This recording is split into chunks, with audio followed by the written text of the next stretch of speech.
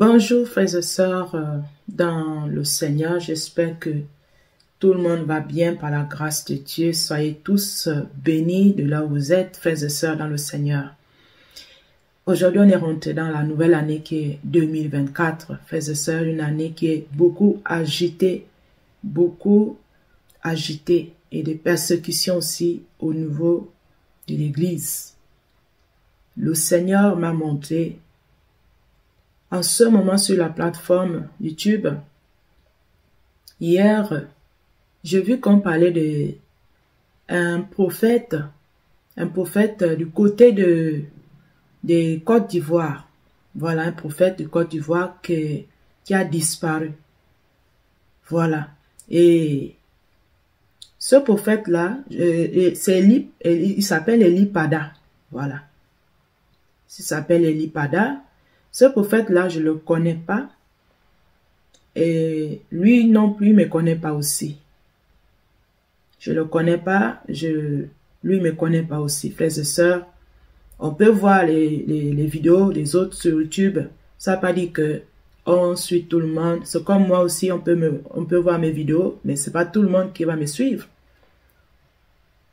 Donc, frères et sœurs dans le Seigneur, si je viens faire cette vidéo ici, c'est à ce sujet que le Seigneur pouvait me montrer. Donc, ça a commencé, vraiment, frères et sœurs, à 1h du matin, je tente de lire la parole de Dieu. Parce que moi aussi, je suis dans mes travaux aussi.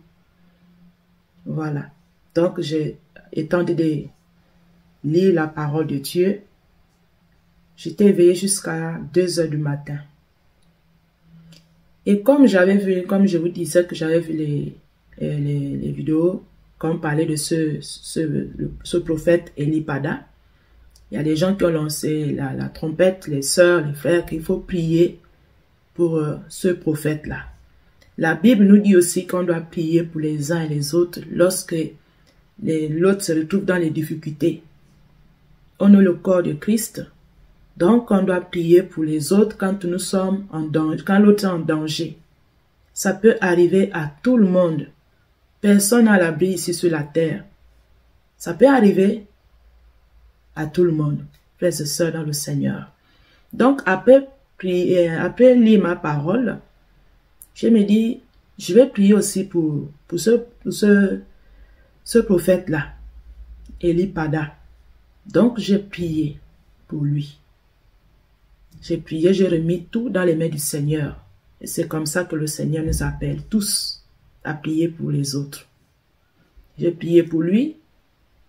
Et après, j'ai mis mon téléphone parce que je devais me réveiller à 5h30. Voilà, je devais me réveiller. Là, on me voit, là, je n'ai pas vraiment dormi. Je suis fatiguée, frères et sœurs.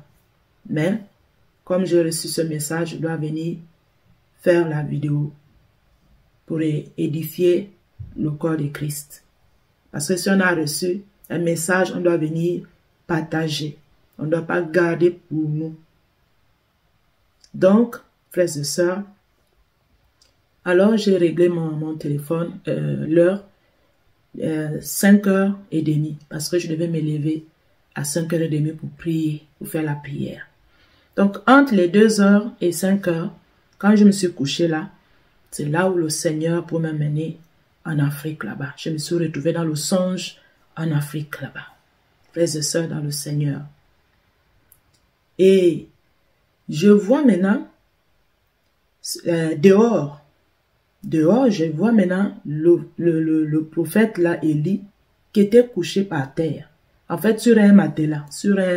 C'était pas un lit, mais c'est comme le matelas comme ça. Il était couché par terre, mais à l'extérieur il n'était pas chez lui. Voilà, c'est comme ça. Donc, il était dehors. C'est comme ça que j'ai vu. Il était dehors et il était couché. J'ai dit, mais attends, ça c'est...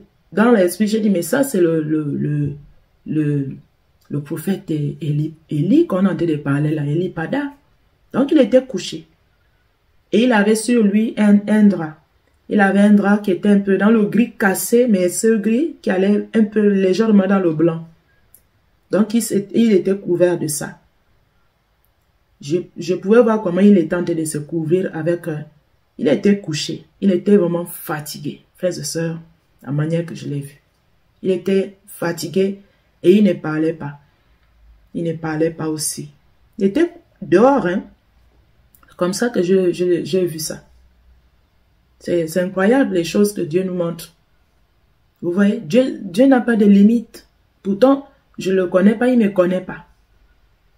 C'est ça. Et donc, je lui voyais, il était en train de tirer le drap.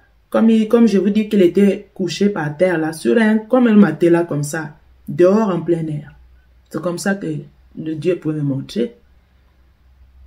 Et il n'avait pas la capacité de parler. Il était abattu. C'est comme ça que je pouvais le voir. Mais moi aussi, quand je l'ai vu, on ne s'est pas échangé les mots. Voilà, j'ai seulement regardé comme ça. Je regardais comme ça debout. Et après, je suis reparti à l'endroit là où j'étais. Après encore, je suis revenu. Là, maintenant, la deuxième fois, j'ai pris mon téléphone. Mon téléphone, vous savez que dans les téléphones, il y a les lampes torches. Voilà.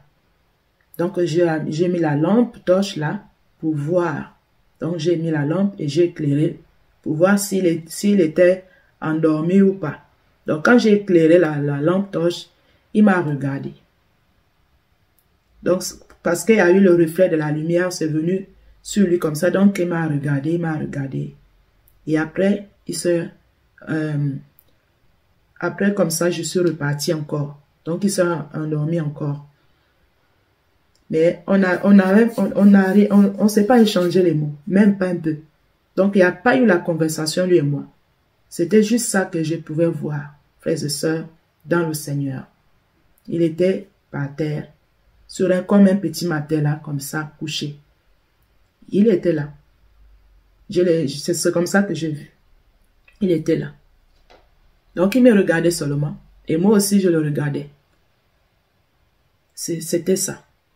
Et après, je suis reparti à là où je devais aller. Et j'avais vu d'autres personnes. Il y avait des chants. Il y avait je sais pas, il y avait les gens qui venaient avec les chansons. Bon, ils étaient à côté. Il y avait d'autres personnes à côté qui chantaient. Frères et sœurs, et après, c'est là où je me suis réveillée. Donc, c'est ça que je pouvais voir, que le Seigneur pouvait me montrer au sujet de ce prophète Eli Pada que je ne connais pas, il ne me connaît pas. Dieu, il est capable de montrer. Mais non, on ne sait pas là où il se trouve. On ne sait pas. Je ne peux pas, on ne sait pas. Il n'y a que Dieu lui-même qui pourra trouver la solution avec... on doit prier, oui, on doit prier pour lui. On doit prier pour lui. C'est le Seigneur lui-même qui va l'enlever. Et au final, le Seigneur va nous dévoiler là où il se trouve. Rien ne peut être caché. Dieu, il est plus fort. Pour les proches qui sont en train de le chercher, ils doivent seulement se mettre en prière. Gêner aussi et beaucoup prier pour que le Seigneur puisse guider les gens là, pour voir là où il se trouve en fait.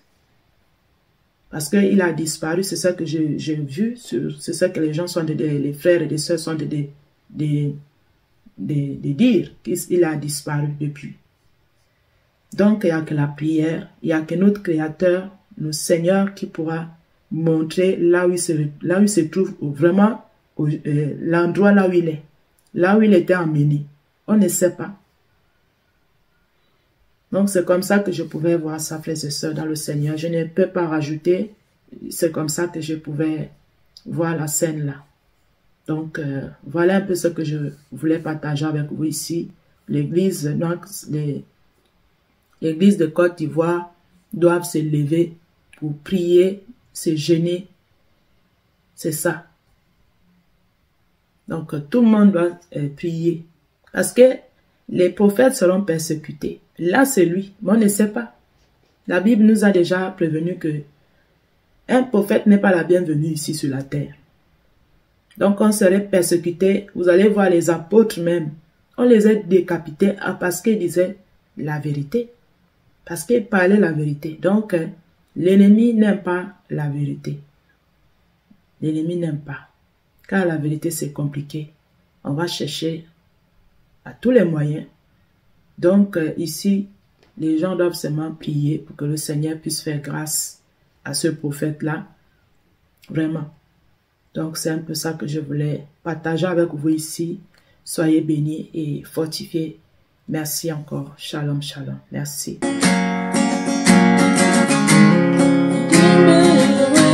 Yes,